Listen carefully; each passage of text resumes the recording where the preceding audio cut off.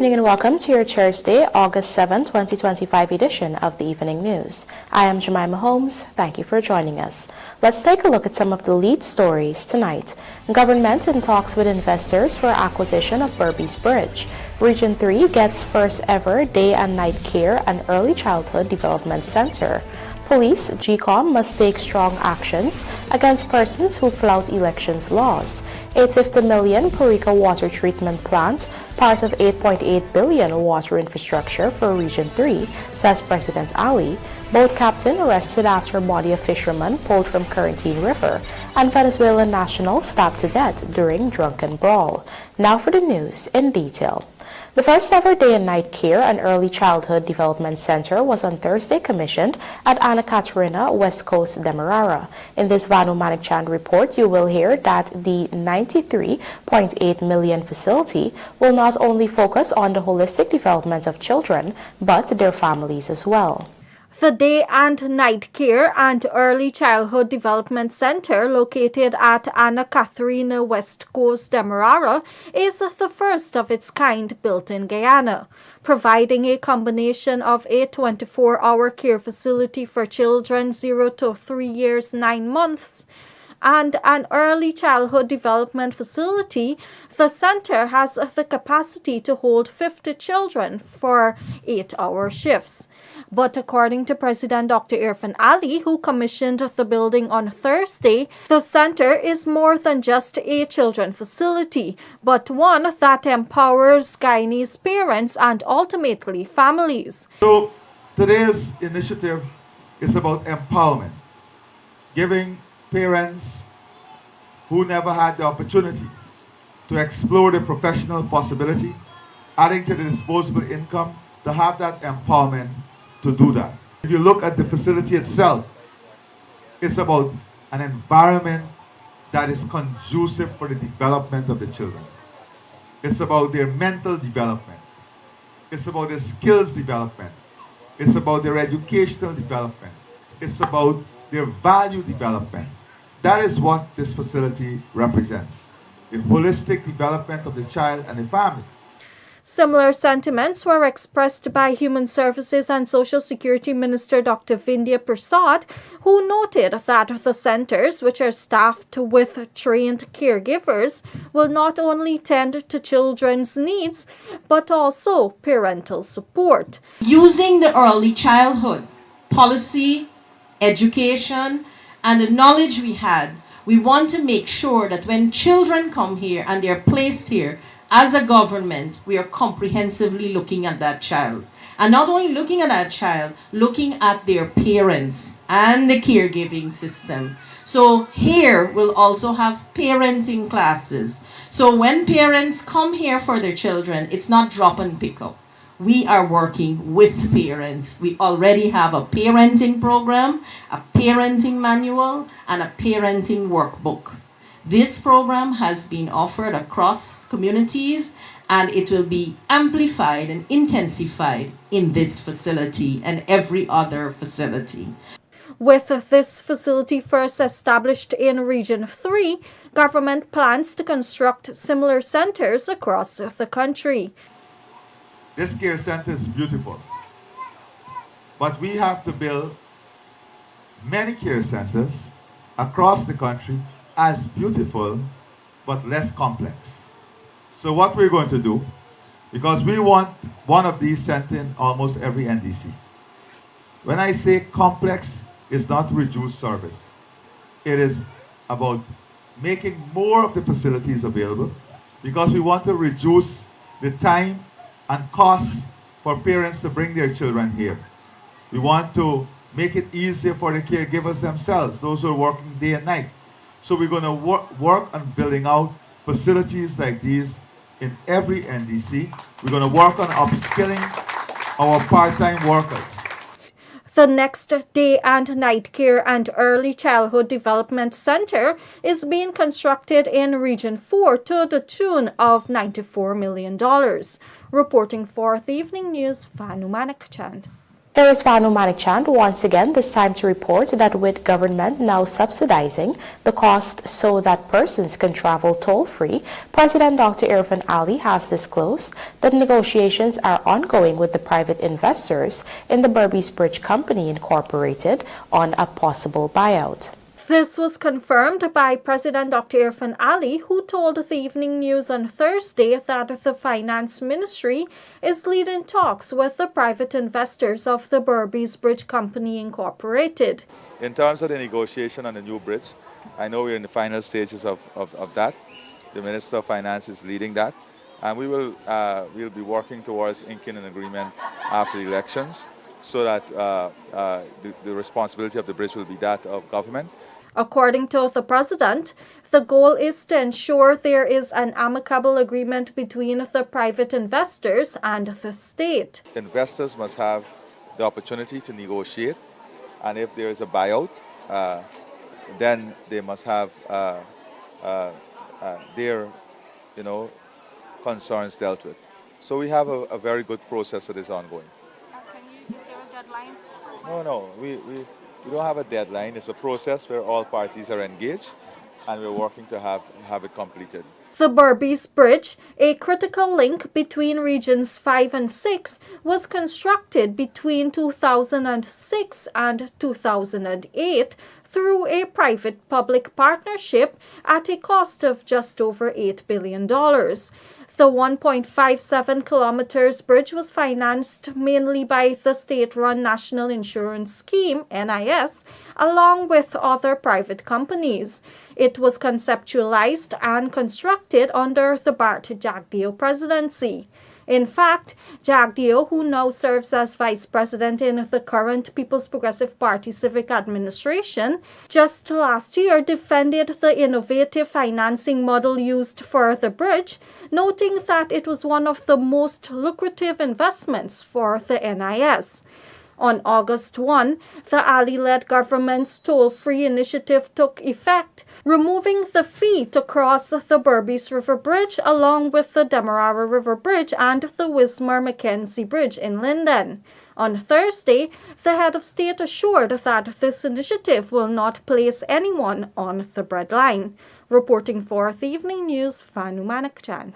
We're now joined by Davina Samaru, who reports that General Secretary of the People's Progressive Party Civic, Dr. Bart Jagdeo, says the Guyana Police Force and the Guyana Elections Commission must take strong enforcement actions against persons who transgress elections laws. And I hope that GECOM is vigilant and the police too, because there are lots and lots of cases where that we have seen this happening. They need to take strong enforcement action against people who transgress election laws, and including paying people for their vote, because it's a crime. General Secretary of the People's Progressive Party Civic, Dr. Bart Jagdeo, addressing reporters during a press conference on Thursday. Only recently, the Guyana Elections Commission GECOM issued a statement where it strongly emphasized the importance of compliance with key provisions of the Representation of the People Act, which outlines several electoral offenses and penalties aimed at preserving the integrity of the voting process. Among other things, GECOM reminded that it is an offense for any person directly or indirectly to offer any money, gift, and/or a loan to any voter to secure the vote of any voter at the elections. The Commission explained that any person who commits any of the offenses shall be liable on summary conviction to pay a fine and to imprisonment for 6 months. Additionally, it cautioned that persons convicted for any of the offenses may also be prohibited from participating in future elections. Meanwhile, commenting on the Ethnic Relations Commission's recent code of conduct, Jagdeo admitted that the mechanism does not guarantee good behavior among political parties during the campaigning period, but the signing is necessary to show some form of unity. It's necessary that we show, even at that level, some form of unity, that beyond the elections we have to still work as a country. WIN signed it, and they're probably even more offensive on the ground against our activists than others. They threaten them, they cuss people out all the time, even more so than APNU activists. but they signed the code of conduct. So signing the code of conduct is not guarantee of good behavior. The Partnership for National Unity APNU, led by Aubrey Norton, and the Forward Guyana Movement FGM, led by Amanza Walton Desir, refused to sign the code earlier this week. The code is aimed at securing commitments from political parties to uphold peace, avoid hate speech, and promote ethnic harmony during the election season.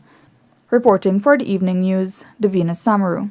Joining the Partnership for National Unity, the Forward Guyana Movement has also declined to sign the Elections Code of Conduct proposed by the Ethnic Relations Commission for the 2025 general and regional elections, citing unaddressed concerns regarding enforceability, fairness, and transparency.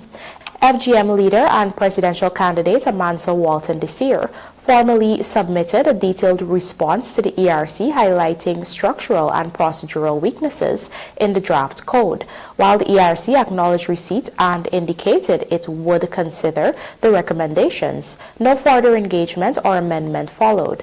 Nonetheless, Forward Guyana reaffirmed its commitment to peaceful campaigning, rule of law, and national unity, and called on the ERC to re-engage with stakeholders to improve the code in a manner that inspires public confidence. We stand ready to work with all partners to strengthen democratic norms and preserve the peace, but symbolism must give way to substance if Guyana is to move forward, the party's presidential candidate Walton Desir stated. In light of the closure of accounts of several candidates of the We Invest in Nationhood party, U.S. Ambassador to Guyana Nicole Tiro related that the U.S. had no part to play and that it was an entirely independent decision by the banking institutions. In addition, she reiterated that the decision to do so has nothing to do with the sanctions handed down by the U.S. Office of Foreign Assets Control to the party's presidential candidate, Azruddin Mohammed. There is absolutely no association. The OFAC sanctions are for the U.S. They're the U.S. government, and they pertain solely to what happens in the United States and business being done in the United States. The decision by the banks here was entirely independent. We were not consulted. We were not asked. We have no opinion on the matter. The banks here make their own decisions. This is a private sector discussion that I had nothing to do with, so maybe there were discussions between the banks here and their associate banks in the U.S., but I wouldn't be aware of that. Coming up, boat captain arrested after a body of fishermen pulled from Corentyne River, and Venezuelan nationals stabbed to death during drunken brawl. Do stay with us. More news ahead.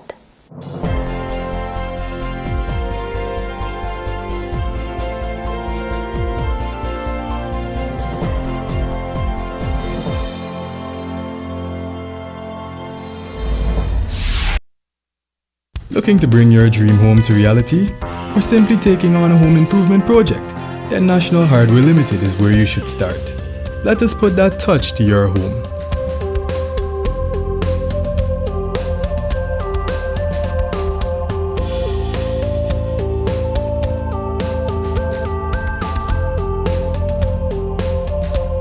Choose from over 1,000 Berger Paint original hues for any surface.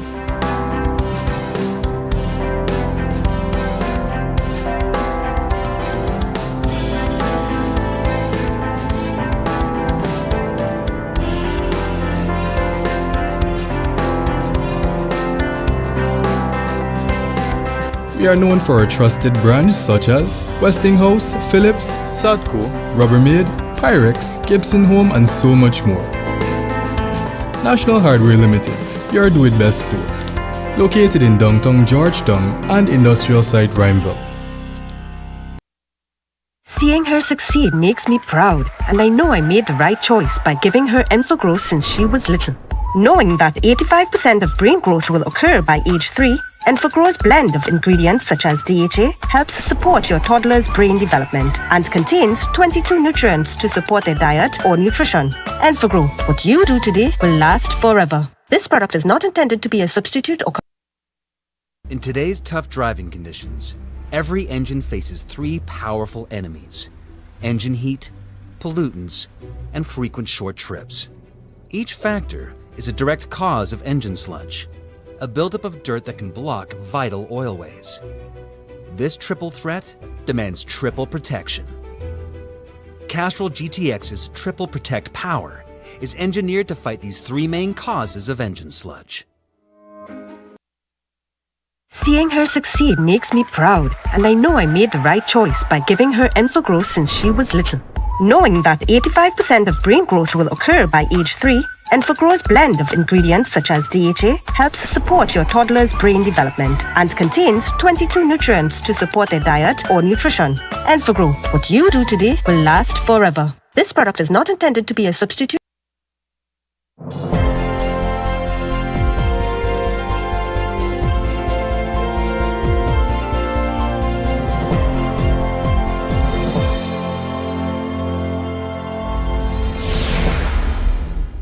Welcome back. You're watching the Evening News. President Dr. Irfan Ali has underscored the critical role of water infrastructure in supporting Guyana's economic transformation, declaring that water is necessary for fueling industrial and manufacturing growth, as he commissioned the new $850 million PARIKA water treatment plant. Michael Henry has the details in this report. According to President Dr. Irfan Ali, the $850 million PARIKA water treatment plant is part of a broader $8.8 billion investment into water infrastructure, which is key to enabling the industrial expansion, housing, and agricultural developments that are reshaping the region's economic landscape. In his address at the commissioning ceremony, the President hailed the water treatment plant as a tangible example of the government's delivery on its promises to the Guyanese people. He linked access to clean and reliable water directly to economic expansion and the nation's future prosperity. In water alone, we've invested in this region more than 8.8 billion Guyana dollars, bringing benefit to more than 89,000 residents. We have constructed water treatment plants here in PARIKA, Wales, Parfait Harmony. Two new plants are being constructed in Wicknam and Legwan. This is all part of what we call the Integrated Water Resource Management Strategy, IWRM. That strategy is aimed at integrating every source of water, because as our country continues to grow, there will be greater demand for industrial purposes, for agricultural purposes, for manufacturing purposes. So the strategy we're pursuing is to give you the best quality water, but also to give our economy the water that is necessary to fuel the growth and development. The head of state emphasized that the government is already seeing a surge in industrial, commercial, and household water demand, driven by Guyana's booming economy and fast-paced development in Region 3. To this end, President Ali announced that the government has begun assessing the performance of Guyana's aquifers and the groundwater systems to ensure long-term supply, noting that the Housing and Water Ministry must explore harnessing and recycling surface water, similar to the ongoing Hope Canal project to increase availability.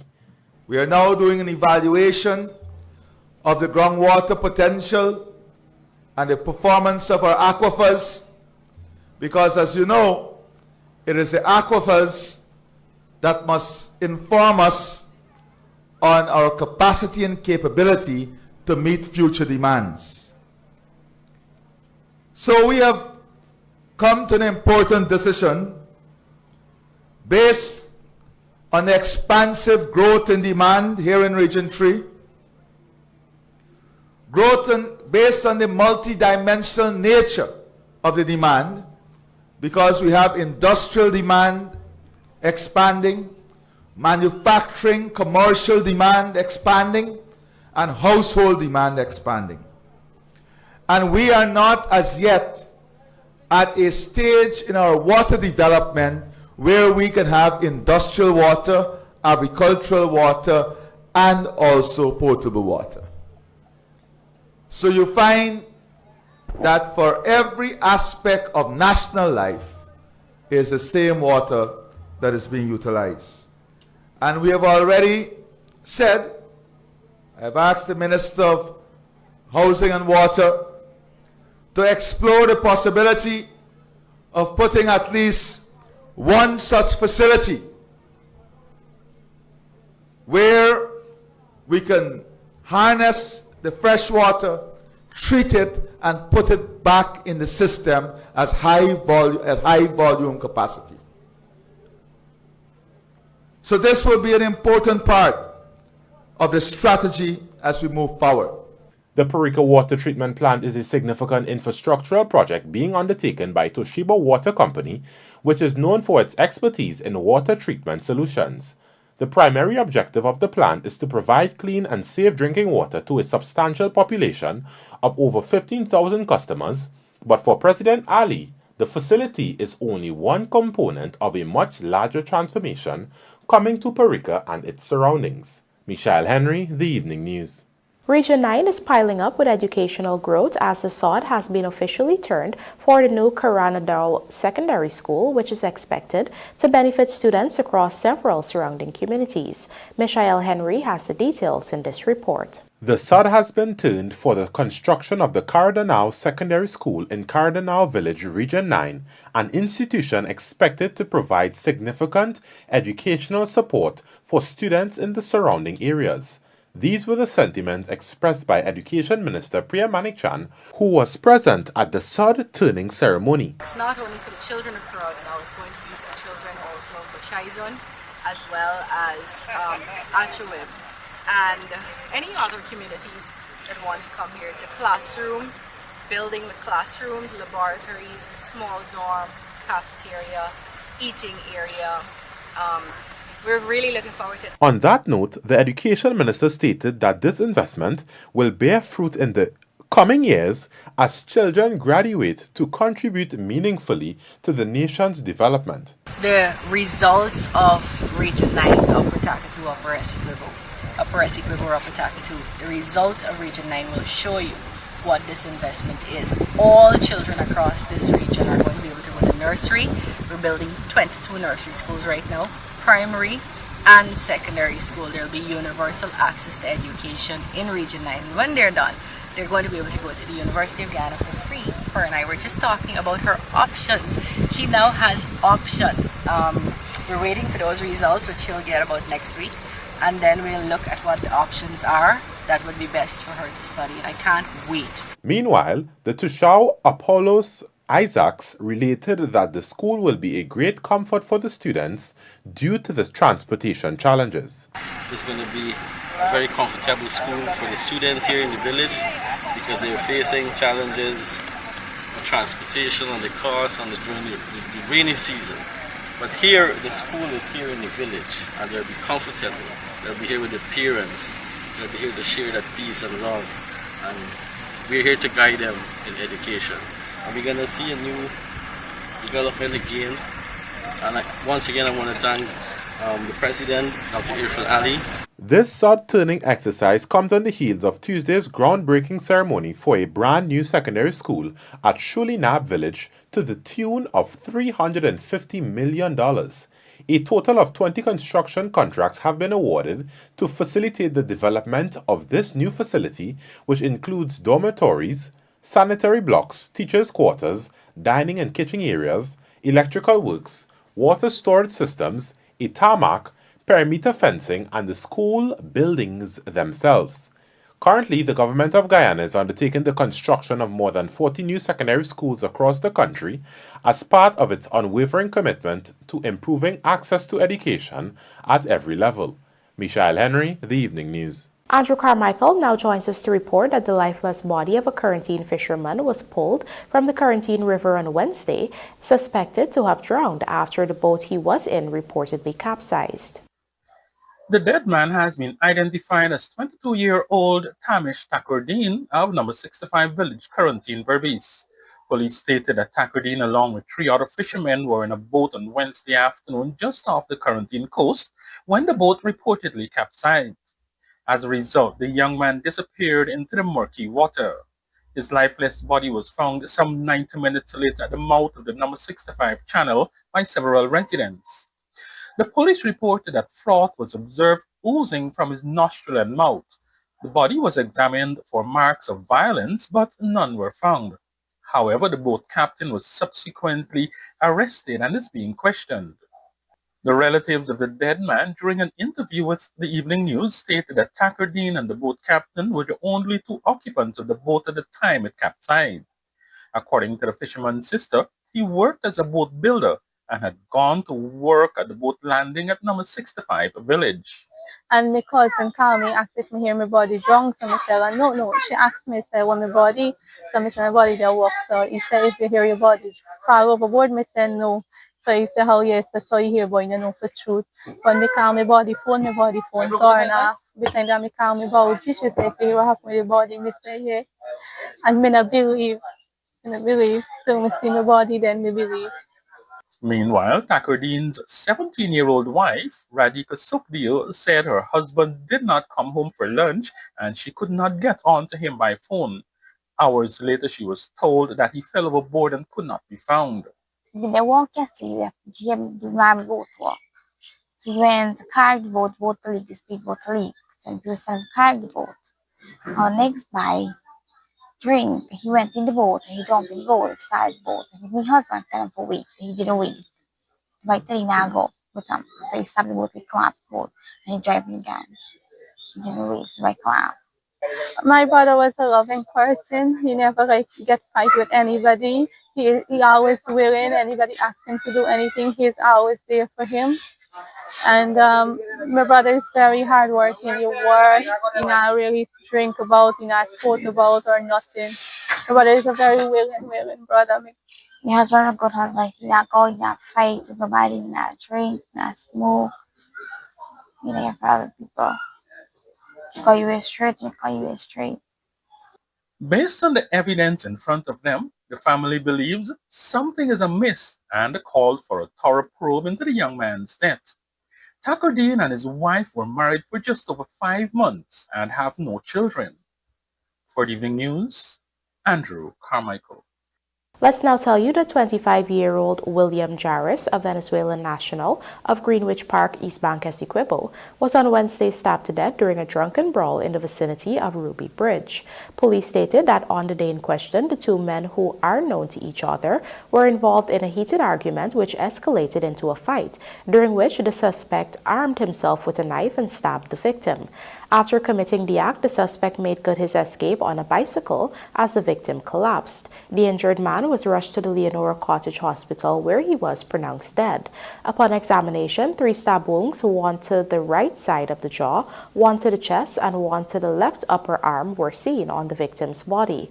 The suspect, a 33-year-old man from Ruby Back, was arrested and a wound was seen above his left eye. He was taken to the Leonora Cottage Hospital, where he was treated and referred to the Georgetown Public Hospital. He remains a patient under police guard. 25-year-old Niraz Subdio of Lancaster Village, Corentyne, was on Wednesday sentenced to 3 years and 2 months after he was found guilty 1 week ago for causing the death of his girlfriend in a fatal accident last year. Andrew Carmichael has the details. Niraz Subdio appeared virtually before Magistrate Tuana Hardy at the number 51 Magistrates Court on Wednesday, where he was sentenced to 3 years and 2 months in prison. This follows his conviction last week for causing death by dangerous driving in connection with a fatal accident on July 22, 2024, which claimed the life of his 18-year-old girlfriend, Bibi Alia Ali, a medical technologist. According to a police report, on the night of the fatal crash, Subdio was driving a motor car bearing registration plate number PAF 6330 with Ali as a passenger.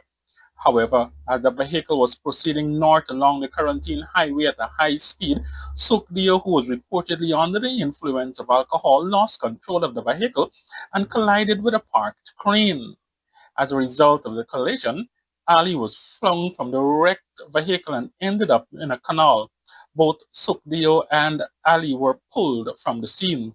Subdio was rushed to the Anamaya Memorial Hospital, while Ali was taken to the Skeldon Public Hospital, where she was pronounced dead. During his sentencing hearing on Wednesday, a probation report was presented by Coretta Hines. The probation officer detailed Subdio's background, stating that Both his parents are medical technologists and that he holds a degree in medical technology from the University of Guyana. The reports further stated that Sukdio sustained injuries from the crash and is currently on medication while awaiting surgery. His mother described him as a calm and helpful individual, but members of the community highlighted his frequent alcohol consumption, partying, and reckless driving habits. The report also highlighted aspects of Ali's life, noting that she had completed several cosmetology courses before taking up work at the medical lab where she met Sukdio. Her family had disapproved of the relationship due to concerns about Sukdio's lifestyle. In September 2023, Ali moved into Sukdio's home without her parents' knowledge. She reportedly reached out to them when she was left alone and often spoke about the abuse she was experiencing. She returned to her family in May 2024 and at one point attempted suicide. According to the report, Ali's family hopes the defendant receives the maximum penalty. The probation officer also emphasized that a life has been lost due to a reckless act and urged the court to send a strong message. Meanwhile, during his mitigation plea, defense attorney Nigel Hughes told the court that Sukdio has expressed remorse and that his family is willing to offer compensation, though they acknowledge that it cannot replace a life. He maintained that Sukdio did not intentionally cause the accident and has already experienced the harsh reality of being remanded. However, he acknowledged that society demands justice and that Sukdio has learned his painful lesson. This is the site where the incident took place back in July 2024. After the magistrate would have imposed a 3-year, 2-month sentence, attorney-at-law Nigel Hughes, who was representing the deceased, explained to the court that the deceased expressed remorse, citing his medical condition, noting that he was an admirable citizen who has made meaningful contributions to society. He asked the court to impose a non-custodial sentence. Attorney-at-law Prisandat Prasad, who was also representing the accused, also supporting the non-custodial sentence, noted that they will be appealing the guilty decision by the court. However, the magistrate ruled that she noted that there was a request for a non-custodial sentence and said that legally it can be imposed. After citing some legal issues, she said that it is warranted, a custodial sentence is warranted, hence the 3-year, 2-month sentence stands as it is, even as the defense says they will be appealing the decision. From the Quarantine Coast for the Evening News, Andrew Carmichael. Hudley Khan and his wife Yulimar del Valle Rivas, a Venezuelan national, were arrested following the discovery of a quantity of marijuana and methamphetamine during a cordon and search operation on Wednesday evening at Peruni Landing, Region 7. During the exercise, police received certain information which led them to the residence of Khan, where they contacted him and his reputed wife and requested to conduct a search for illegal firearms, narcotics, and ammunition. Khan reportedly told the police that he had narcotics in his room. The police subsequently found 23 parcels and 1 transparent plastic bag containing narcotics. Additionally, 1 plastic bag containing a whitish rock-like substance suspected to be methamphetamine was also discovered. Khan admitted ownership to the narcotics, thus leading to the couple's arrest. The police are yet to ascertain the weight of the narcotics, but further investigations are being conducted. And now for a look at the bridge reports. Please be reminded that the Demerara Harbour Bridge will be closed to vehicular traffic on Friday, August 8, 2025 at 3 hours 45 for a period of 1.5 hours. Meanwhile, the Burbys Bridge is scheduled to be closed to vehicular traffic at 16 hours on Friday, August 8, 2025, also for a period of 1.5 hours. 5 professional bouts set for August 9 Fight Night, and ECCB launches 1st and 2nd Division tournaments. These stories and more coming up in this evening's sportcast, sponsored by MacCorp. It's Building Expo and Cricket Carnival time and Mock-Up is knocking prices out of the park. Get the powerful Cat 320 GX for just 30 million, the SEM 655D wheel loader at 17.4 million, or the SEM 636D wheel loader for only 13.8 million. Each machine comes with free fuel warranty registration, 2 years warranty and a customer value agreement for the first 500 hours. Don't wait. Register your interest now at mockupcat.com or call us today on 703-8618. Mock-Up. Let's build Guyana together.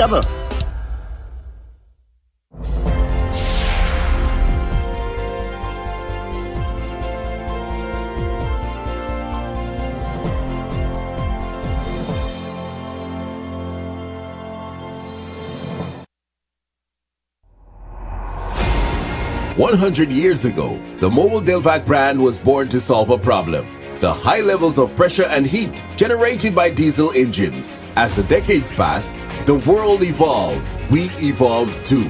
When oil itself became scarce, we drove our engineers to create some of the first synthetic engine oils. Step by step, mile by mile, ride by ride, the Mobile Delvac brand has led one industry while supporting countless more. We're proud of leading the lubricant industry with trailblazing innovation. We're proud of how you expect the best from us as we drive the industry and the world forward. Mobile Delvac will continue to push and embrace technological leaps to keep our commitment to you, our customers. Celebrate with us. Mobile Delvac, 100 years of expertise and experience. Sol Guyana is the authorized distributor of mobile lubricants. Seeing her succeed makes me proud, and I know I made the right choice by giving her Enfogrowth since she was little.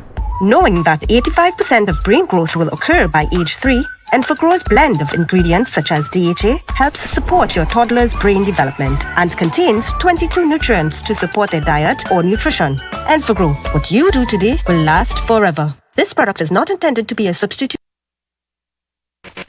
Moving, lifting, or bending, whatever the job, we at Sylvie's Variety Store have the right tools to make it happen. Pallet jacks and hand trucks for bonds and industrial sites, easy pickup and convenient maneuvers. Chain hoist from Roughneck and Northern Industrial, the perfect solution to lifting heavy objects.